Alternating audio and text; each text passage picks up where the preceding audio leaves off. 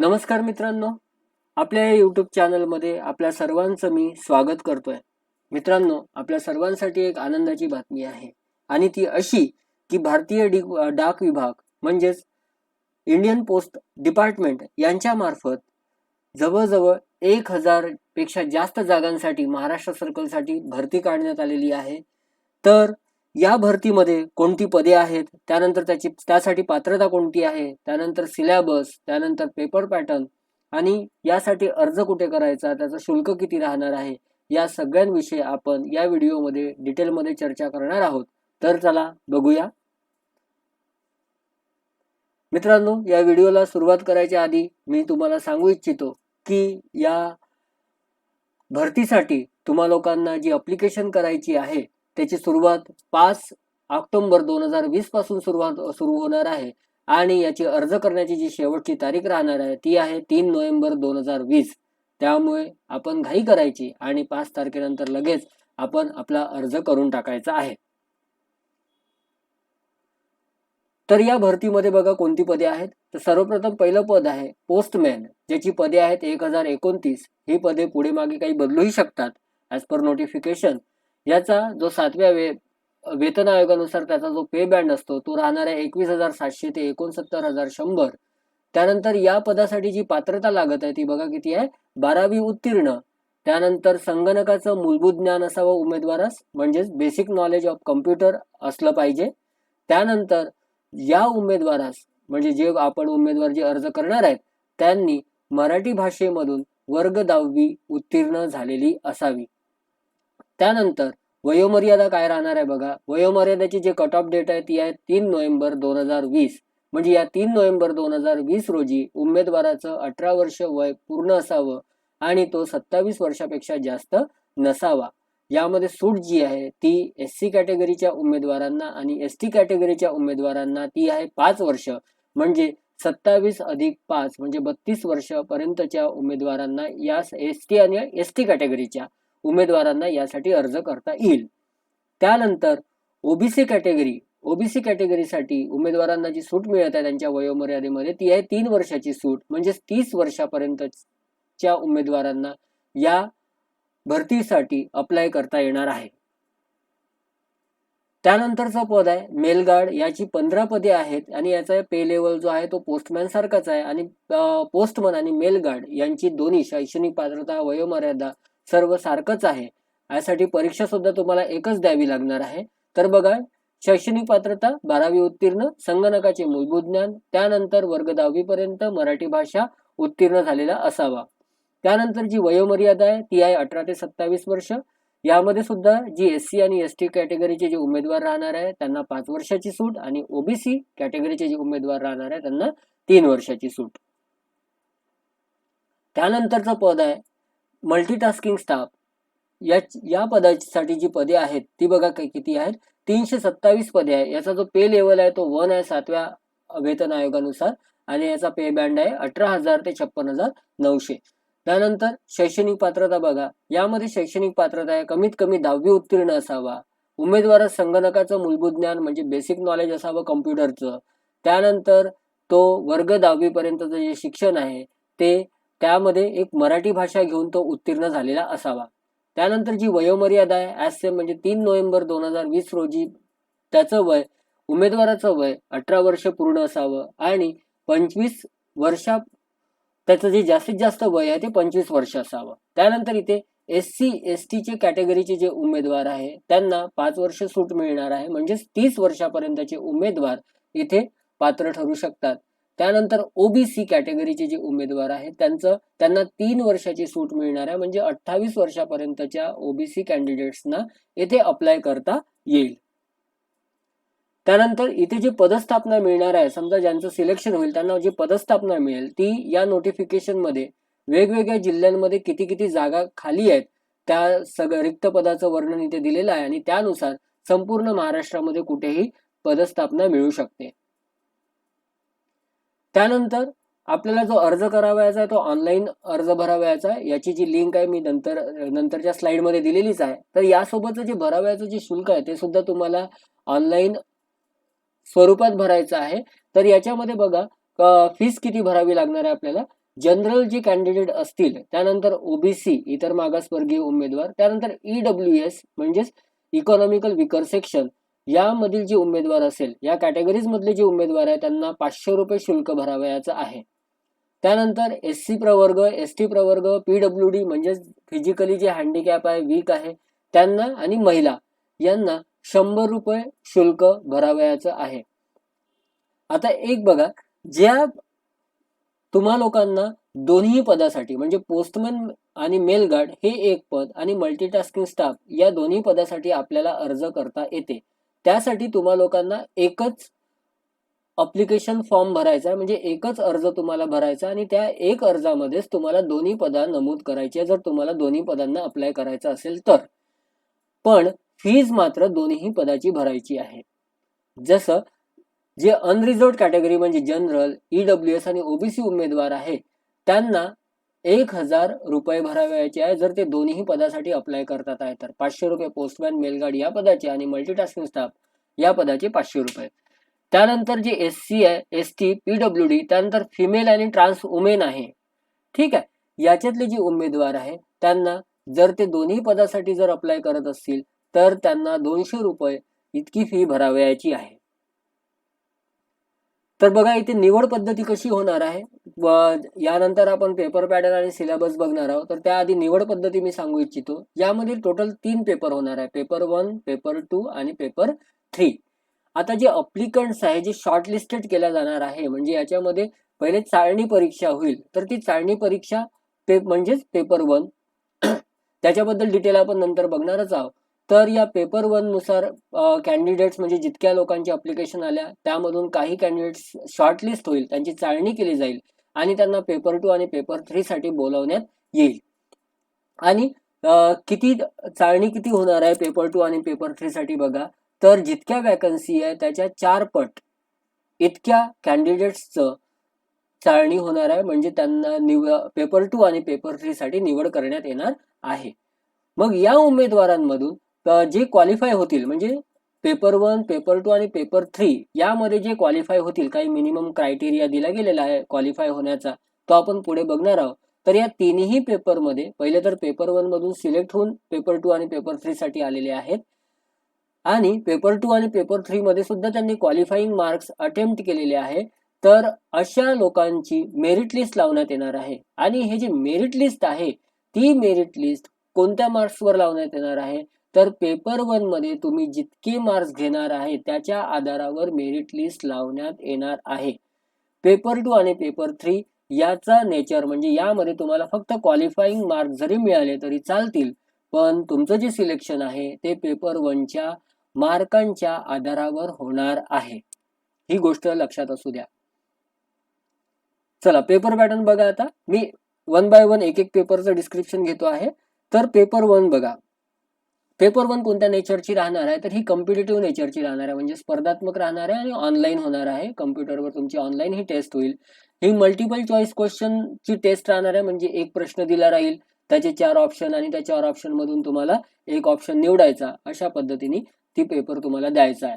त्यानंतर number of questions बघा as per syllabus, तर आपण ते पुढे डिस्कस करणार आहोत. त्यानंतर मॅक्झिमम मार्क्स बघा, तर किती आहे, 100 मार्काचा हा तुमचा पेपर राहणार आहे आणि याच्यासाठी जे ड्युरेशन म्हणजे किती वेळ जो आहे तो तुम्हाला मिळणार आहे 90 मिनिटाचा.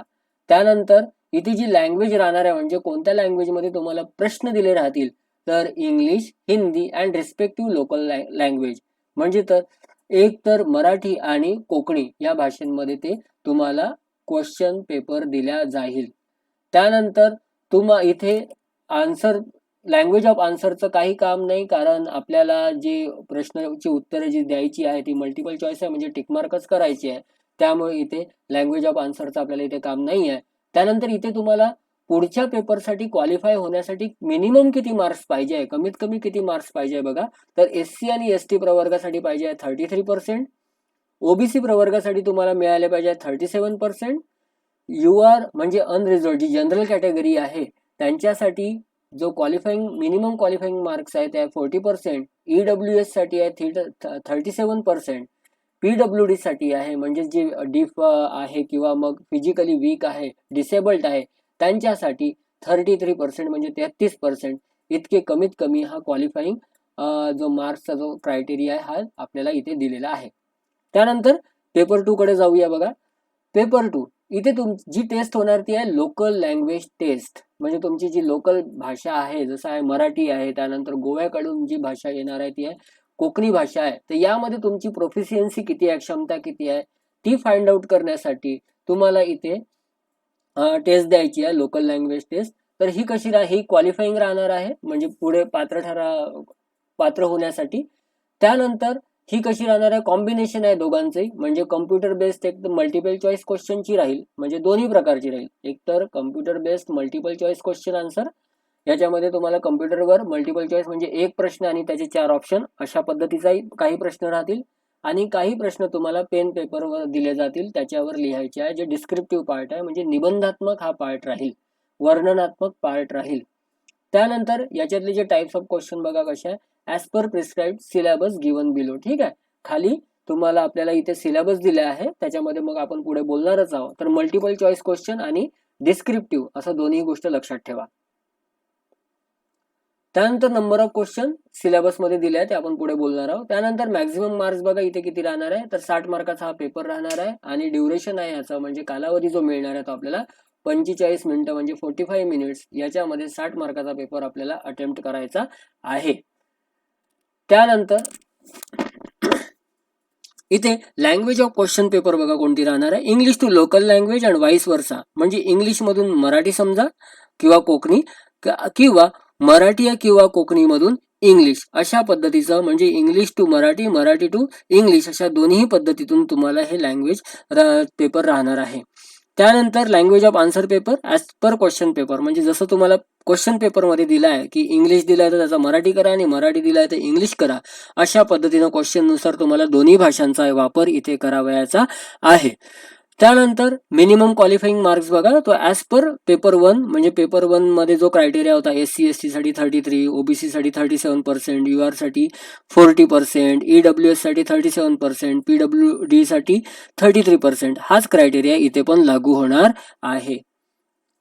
त्यानंतर पेपर 3 कडे जाऊया. पेपर 3 कशावर राहणार आहे, डाटा एंट्री स्किल. तुम्हाला एकच आपल्या जी शैक्षणिक पात्रता होती त्याच्यामध्ये मिनिमम जो आहे, मिनिमम नॉलेज ऑफ और बेसिक नॉलेज ऑफ कम्प्युटर हे आलंच होतं, तर त्यावर आधारित तुमचा हा पेपर 3 राहणार आहे, डाटा एंट्री स्किल. याच्यामध्ये हाही क्वालिफाईंग बेस्ड आणि कम्प्युटर बेस्ड राहणार आहे, ऑनलाईन ही टेस्ट राहणार आहे. याच्यामध्ये हे कशावर होणार आहे, कम्प्युटरवर होणार आहे, म्हणजे कम्प्युटरशी रिलेटेड प्रश्न येतील, बेसिक नॉलेज, कम्प्युटरच्या बेसिक नॉलेजशी रिलेटेड. त्यानंतर इथे मॅक्झिमम मार्क्स बघा किती आहे, तर 40 मार्काला हा पेपर राहणार आहे. याचं ड्युरेशन किती राहणार आहे बघा, 20 मिनिटं. त्यानंतर याचा जो क्वेश्चन तुम्हाला लँग्वेज ऑफ क्वेश्चन, म्हणजे प्रश्नाची जी भाषा ती कोणती राहणार आहे, इंग्लिश. त्यानंतर तुम्हाला कोणत्या भाषेमध्ये प्रश्न सोडवायचा आहे, तर इंग्लिशमध्ये सोडवायचे आहे. त्यानंतर याच्यामध्ये जो क्वालिफाईंग क्रायटेरिया आहे, मिनिमम क्वालिफाईंग क्रायटेरिया और मार्क्स ते किती राहणार आहे, तर SC किंवा ST या दोन्ही कॅटेगरीसाठी 65% तुम्ही मार्क्स मिळवणे आवश्यक आहे. OBC साठी 70% मार्क्स मिळवणे आवश्यक आहे. UR साठी म्हणजे अनरिझर्व्ड कॅटेगरीसाठी 75% मार्क्स मिळवणं आवश्यक आहे. इकॉनॉमिकल विकर सेक्शनसाठी 70% मार्क्स मिळवणं आवश्यक आहे. आणि PWD म्हणजे डिसेबल्ड आहे त्यांच्यासाठी 65% मार्क्स मिळवणे आवश्यक आहे. त्यानंतर बघा याचा आपण सिलेबस कडे जाऊया, ज्याबद्दल आपल्याला चर्चा करायची आहे. यात बघा पेपर 1 हा तुमचा 90 मिनिटाचा राहणार आहे आणि याचे मॅक्झिमम मार्क्स राहणार आहे, म्हणजे टोटल मार्क्स राहणार आहे 100 मार्क्स. याच्यामध्ये बघा प्रश्न कोणते कोणते येणार आहे, कशाच्या आधारावर येणार आहे, तर पहिला जो सेक्शन आहे तो जनरल अवेअरनेस म्हणजेच नॉलेज, म्हणजे तुमचं जनरल नॉलेज किती आहे ते फाइंड आउट करायसाठी इथे हा प्रश्न येणार, अशा पद्धती या टॉपिकवर प्रश्न येणार आहेत. टॉपिक्स टू बी कवर्ड बघा, आणि प्रत्येक टॉपिक्सवर 4 to 8 क्वेश्चन्स, म्हणजे दिलेले जे टॉपिक आहे ABCDE या प्रत्येक टॉपिकवर 4 ते 8 क्वेश्चन्स येतील. तर पहिला टॉपिक बघा काय आहे, इंडियन जिओग्राफी म्हणजे भारताचा भूगोल. त्यानंतर सिविक्स म्हणजे नागरिक शास्त्र. जनरल नॉलेज म्हणजे तुमचं सामान्य ज्ञान किती आहे त्याच्यावर ते फाइंड आउट करायसाठी. त्यानंतर Indian culture and freedom struggle, याच्यामध्ये भारतीय संस्कृती आणि भारताचा जो स्वातंत्र्य लढा आहे त्यावर आधारित प्रश्न विचारले जातील. एथिक्स अँड मोरल स्टडी, त्यामध्ये नैतिक मूल्य याच्या आधारावर तुम्हा लोकांना प्रश्न विचारले जातील. तर हा जो टॉपिक आहे ए सेक्शन आहे याच्यावर आहे तुमचे 30 मार्क्स. त्यानंतर बेसिक अरिथमॅटिक्स म्हणजेच काय तर पायाभूत जे गणित म्हणतो आपण त्याला, आकडेमोड म्हणा, तर याबद्दल तुम्हाला प्रश्न विचारले जातील. हे प्रश्न येणार आहे तुम्हाला 40 प्रश्न विचारण्यात येणार आहे. ठीक आहे. तर यामध्ये बघा टॉपिक्स कोणते कव्हर होणार आहे. नेहमी मागच्या वेळेस प्रमाणेच या प्रत्येक टॉपिकवर 4 ते 8 प्रश्न राहतील. बॉडमास म्हणजेच brackets, orders, division, multiplication, addition, subtraction, ज्याला आपण कंचे, भागू, बेव म्हणतो, तर ते त्याच्यावर आधारित. त्यानंतर पर्सेंटेज म्हणजे शेकडेवारी, प्रॉफिट अँड लॉस, नफा आणि तोटा, सिंपल इंटरेस्ट म्हणजे साधा व्याज, सरळ व्याज आणि कंपाऊंड इंटरेस्ट चक्रवाढ व्याज, ॲव्हरेज सरासरी, टाइम अँड वर्क वेळ आणि काम, टाइम अँड डिस्टन्स वेळ आणि अंतर, युनिटरी मेथड एकमान पद्धती, या सर्वांच्या आधारावर तुम्हाला 40 प्रश्न येतील याच्यावर. त्यानंतर रिझनिंग अँड ॲनालिटिकल ॲबिलिटी, तुमची तार्किक बुद्धिमत्ता किती आहे हे फाइंड आउट करण्यासाठी हा प्रश्न, रिझनिंग अँड ॲनालिटिकल ॲबिलिटी. याच्यामध्ये वर्बल आणि नॉन वर्बल प्रश्न, दोन्ही प्रकारचे प्रश्न राहतील. काही पिक्चर फॉर्मॅटमध्ये, काही तुम्हाला आकडे दिले जातील त्या आधारावर. त्यानंतर शाब्दिक आधारावर तुम्हाला प्रश्न विचारले जातील आणि हे प्रश्न, एकूण प्रश्न येतील 30 प्रश्न. तर अशा पद्धतीनं तुमचा हा पेपर 1 राहणार आहे, एकूण 100 मार्काचा. त्यानंतर पेपर 2 बघा. या पेपर 2 तुमचा एकूण 60 मार्क्सचा राहणार आहे आणि हा तुम्हाला अटेम्प्ट करायचा आहे 45 मिनिट्स म्हणजे 45 मिनिटामध्ये. याच्यामध्ये बघा पहिला जो प्रश्न राहील तो translation of words from English to local language. म्हणजे तुम्हाला काही इंग्लिशमधले शब्द दिले जातील आणि त्याला तुम्हाला कशामध्ये ट्रान्सलेट करायचं आहे तर लोकल लँग्वेज. जर तुम्ही मराठी भाषेमध्ये द्यायचं आहे तर मराठी भाषेमध्ये किंवा कोकणीमध्ये द्यायचं तर कोकणीमध्ये. हे मल्टिपल चॉईस म्हणजे याचे तुम्हाला ऑप्शन दिले जातील, 4 ऑप्शन, आणि त्याच्यामधून तुम्हाला करेक्ट ऑप्शन चूज करायचा आहे. याची तुम्हाला 15 प्रश्न दिले जातील आणि प्रत्येक प्रश्नाला 1 मार्क्स राहील. त्यानंतर translation of words from local language to English, म्हणजेच मराठी भाषेमध्ये तुम्हाला, मराठी किंवा कोकणी भाषेमध्ये तुम्हाला काही शब्द दिले जातील आणि त्याला तुम्हाला ट्रान्सलेट करायचा आहे इंग्लिशमध्ये. हा सुद्धा MCQ बेस्ड क्वेश्चन आहे. म्हणजेच एका प्रश्नाला 4 ऑप्शन आणि त्याच्यामधून तुम्हाला करेक्ट ऑप्शन चूज करायचा आहे. याचे सुद्धा तुम्हाला 15 क्वेश्चन्स दिले जातील आणि प्रत्येक प्रश्नाला 1 मार्क आहे. त्यानंतर तिसरा प्रश्न राहील बघा, letter writing in local language in 80 to 100 words. Letter writing करायची आहे आपल्याला लोकल लँग्वेजमध्ये, म्हणजे आपली जी भाषा आहे मराठी किंवा कोकणी त्याच्यामध्ये आपल्याला लेटर रायटिंग करायची आहे. तर आणि शब्द मर्यादा किती आहे 80 to 100 वर्ड्स, 80 ते 100 शब्दापर्यंत.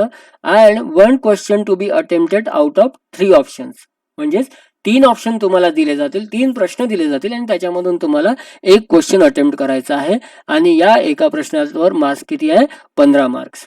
त्यानंतर नेक्स्ट क्वेश्चन बघा काय राहणार आहे, paragraph or short essay in local language in 80 to 100 words.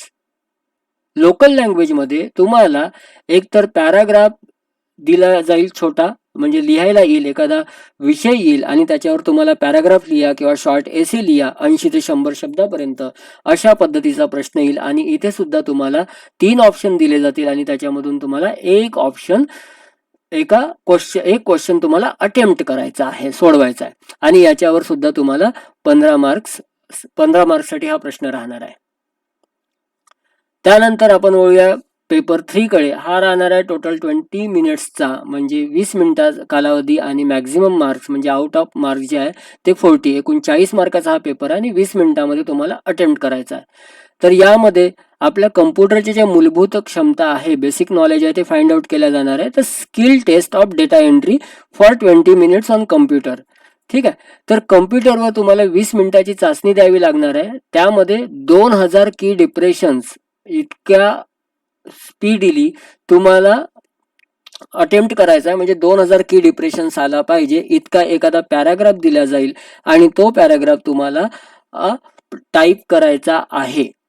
किती मिनिटामध्ये तर 20 मिनिटामध्ये आणि याच्यावर मार्क्स किती देण्यात आलेले आहे 40 मार्क्स. अर्ज करण्यासाठी जी लिंक आहे ती आहे ही लिंक आहे. ही लिंक मी डिस्क्रिप्शन बॉक्समध्ये सुद्धा टाकतो आहे, तर तुम्ही त्यावरून सुद्धा जाऊ शकता किंवा डायरेक्ट इंडियन पोस्टच्या साईटवर जाऊन सुद्धा तुम्ही अर्ज भरू शकता.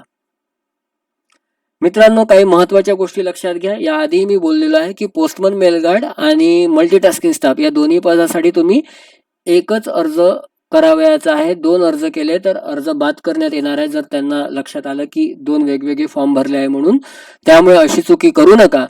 त्यानंतर एकाच फॉर्ममध्ये महत्त्वाचं दोन्ही पदासाठी अर्ज करू शकता. फक्त फीज आपल्याला 2 पदाची वेगवेगळी भरायची आहे, म्हणजे त्याच सोबतच भरायची आहे. त्यानंतर हा फॉर्म भरण्यापूर्वी जे नोटिफिकेशन आलेले आहे, ज्याची लिंक मी या डिस्क्रिप्शन बॉक्समध्ये टाकलेली आहे, काळजीपूर्वक वाचा आणि त्याचं वाचन करा आणि त्यानंतर फॉर्म भरा. मित्रांनो, एक गोष्ट लक्षात असू द्या, भविष्य या गोष्टीवर अवलंबून आहे की आज तुम्ही काय करताय आणि आज आपल्याला प्रयत्न करणे आवश्यक आहे. आज आपल्या हातामध्ये प्रयत्न आणि मेहनत करायची आहे. तर पुढील भविष्यासाठी सर्वांना हार्दिक शुभेच्छा. जर आपल्याला काही प्रश्न असतील तर या कमेंट बॉक्समध्ये टाका, त्याची उत्तरं देण्याचा मी निश्चितपणे प्रयत्न करीन. जर आपल्याला पुढील माहिती आणखी या विषयावर आधारित किंवा भविष्यातील जॉब्सवर आधारित काही माहिती हवी असेल तर या चॅनलला सबस्क्राईब करा. निश्चितपणे तुम्हाला चांगल्यात चांगली माहिती देण्याचा मी प्रयत्न करील. धन्यवाद.